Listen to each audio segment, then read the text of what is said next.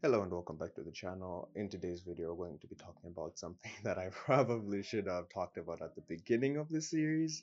My bad. But better late than never, I always say. We're going to be talking about scanners and a more advanced, maybe not advanced, but a more cleaner way of using if statements with multiple conditions, basically. Let's get into it. So a scanner is a way of getting text, and not just text, but input from the user, or maybe even yourself when you're coding, debugging purposes and stuff. So if we print something out, for example, like hello world, we get hello world, and then that's it. You can't actually type here because this view is read only. You cannot type in here. But let's say I wanted to type in something like a value. I mean, why is there a caret here as if you can actually type anything? Well, to actually type here, you would need to say that Java, I want to take input from myself or from the user. So what you would do is you would have a scanner object. So a scanner from java.util, scanner. This is by convention. You can name this whatever you want, but if you don't have a specific name, you just name it scanner, and then you need to say is equal to new scanner, and then as parameters here you can have either a file reader if you want it to read files. So you specify the path to a file and then you can read the text inside that file. But at a beginner level, what we're going to be dealing with is system.in. So system.in, you get to type here on the terminal and then you get whatever code you process in, right? So let's say, for example, I say string name, for example. We're going to say this is equal to scanner object predefined, and then we're going to say dot next. Semicolon to terminate it, and then we're going to print out something. So we're going to say something like SOUT name. But so you can appreciate what I'm about to do. We're also going to do something like SOUT, and they're going to say, what is your name? Something like that. So let's run this. So as you can see, what is your name? So it will not continue running until we type something down. So I can say Andrew Jones. And as you can see, it just typed Andrew and then finished. But why are we only getting Andrew and not Andrew Jones? Well, this is because we've used the next method here.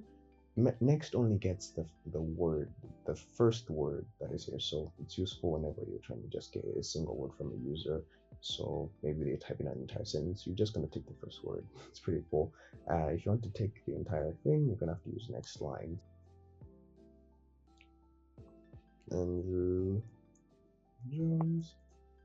As you can see, it now reads the entire line, not just the first word. Now you're not limited to just getting strings, obviously. But if you want to get an integer, you're gonna have to specify that. So you're gonna say something like int age is equal to scanner dot next int. You're gonna specify something like that, and then you can say print out the age. And let's also not forget this. So how old am I? I am 37. Types out 37. Excellent though. Yeah, so is that. So you're not just limited to integers. If you want to get a float, you're gonna have to specify next float. If you want it long, you can say next long. You can say next boolean, byte, short, all the data types, character. Do we even have character? No, we don't have character, but yeah, all the data types except character. Alright, so I've gone ahead and made this little simple program here. So we're first going to print out what is your name, and then I'm going to get the name, and then I'm going to say how old are you, and then I'm going to get an age, and then I can say how tall are you, and then I'm going to get a height, and then I'm going to print that is UR plus name. So it's going to say UR the name, you are age years old, and you are height plus meters tall. Let's run this. So what is your name? My name is Andrew Jones. How old are you? 37. 2.17 meters tall. So you are Andrew Jones, you are 37 years old and are 2.17 meters tall. Of course, great. Now let's say, for example, we have this here, and we're going to ask you prefer cats or dogs. So it's going to get the name, and then your age, and then whether you like cats or not. cats or dogs. So UR plus name, UR plus age plus and prefer the pet. Let's run this. So what is your name? Once again, Andrew Jones. How old are you? 37. And cats or dog. And then you will notice it asked this question, but didn't really give us time to answer. So just went to Andrew Jones, you're 37 years old and prefer this is blank. Now, why is this? It's not supposed to finish until after we're done typing, right? Then why did this happen? Well, when you are using the next int or next float or whatever, we went from a string to an integer and then back to a string. When you're doing this right now, right? So it has this next. So it types the number and then it's done, right? When you call this next line, it goes to the next line. But because we're saying next int, it skips a line, right? So at this point, it takes in that empty line as the input for this pet here, which is why you get empty here.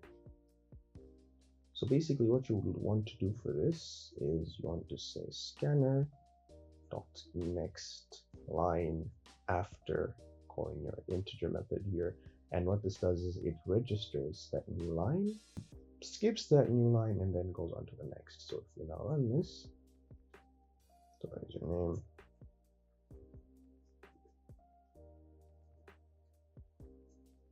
Jones, how old are you? 37. Cats or dogs? As you can see, works. Personally, I'm a cat person.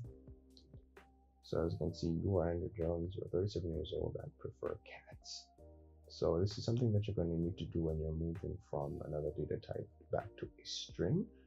As you saw in the first example, from integer to float is completely fine, but then the moment you have to go from an integer to a string, or maybe from a float to a string, you need to make sure that you have this next line so you prevent such weird problems. So yeah, that's basically everything that you need to know at a beginner level in Java. There's a ton of stuff you can do with this Scanner class, pretty much cool stuff, but for beginner level, that's what we're going to be talking about in this video.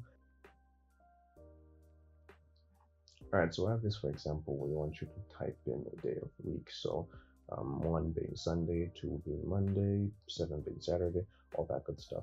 So you want to get this, and then you want to type in what day it is. So for example, if day is equal to 1, then we want to print out Sunday. Now, obviously, to get Monday, you'd have to say something like else if day is equal to 2, then we want to print out Monday. And then, yeah, just like that, you're gonna have to go through Monday, Tuesday, Wednesday, Thursday, Friday, Saturday, all that good stuff. So this is gonna get really annoying. And I mean, that's just 7 days a week. Now imagine you have to mark down each and every month, or maybe something that has maybe like 37 values. It's gonna be pretty annoying to do something like this.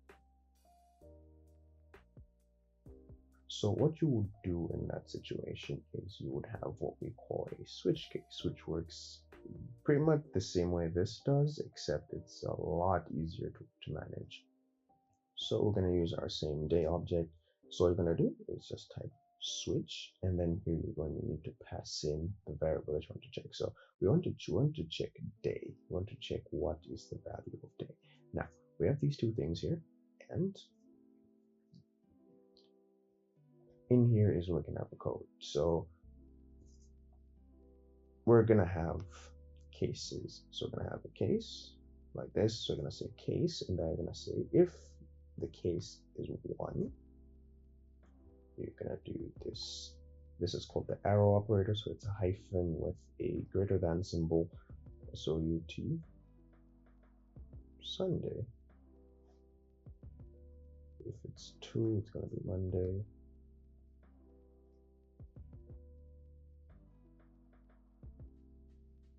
Right, so something like this is what you would need to have, and this is a direct comparison between if and switch. Now, obviously, this takes up a lot more lines of code, and yeah, it just takes up a bit too much space, and it's kind of annoying to read. Sort of. That's just, I don't know if that's just me. And then you can also have something like an else down here. So if it's not one of these days, you can just say SOUT not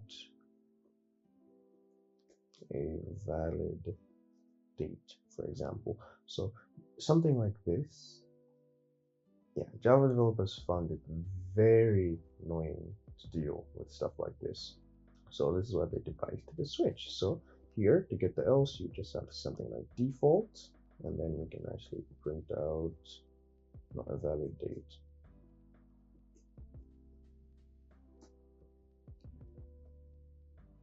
So this is what if statements work now. If you have a lot of cases, and just to make the code cleaner, I mean, would you argue that you would rather use this over this? Like, you can if you want to. It's gonna work exactly the same, but really when it comes to readability, it's very annoying.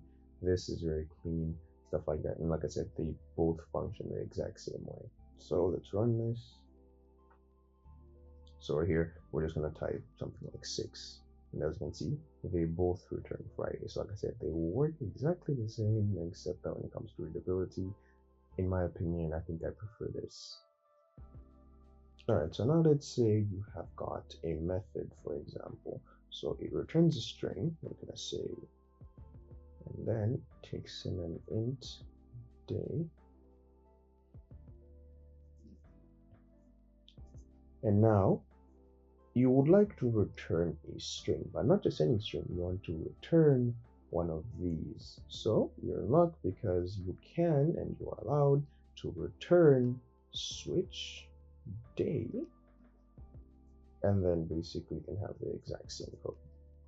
So what you can do is something like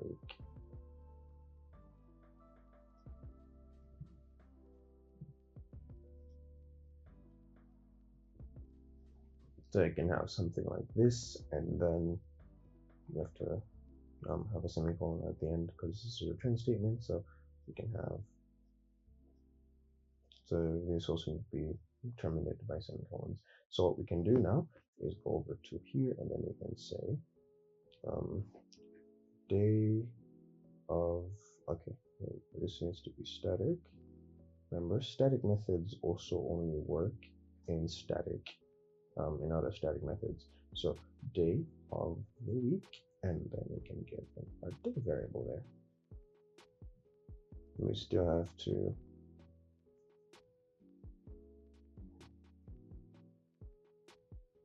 Alright, so we still have to do something like this. So as you can see, we're now going to print day of the week, day. So the same way, you can just type down a number here, and it will give us Wednesday, for example. Or maybe 7 will give us Saturday.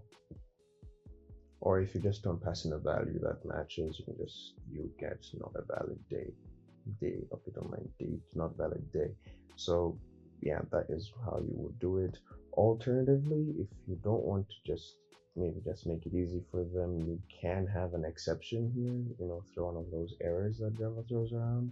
Now this does require you to handle the exception video for another day, but you can do this so that if they don't pass in a valid number, it crashes the application. You can do that as well, but yeah, let's stick to this for now.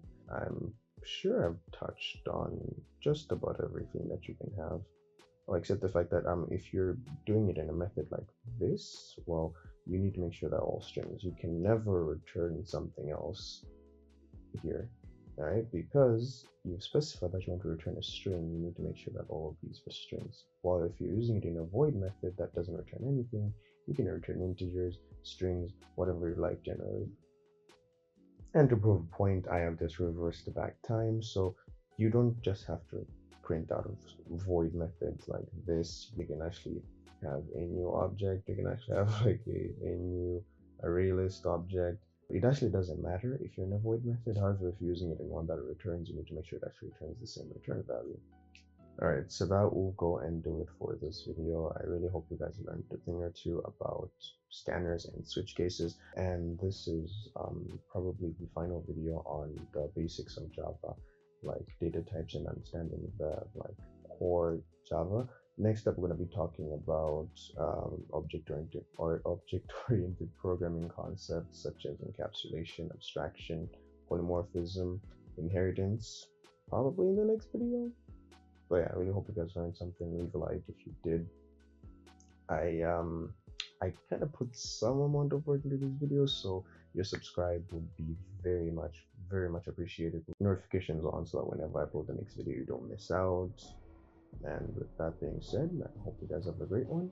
See you guys in the next video.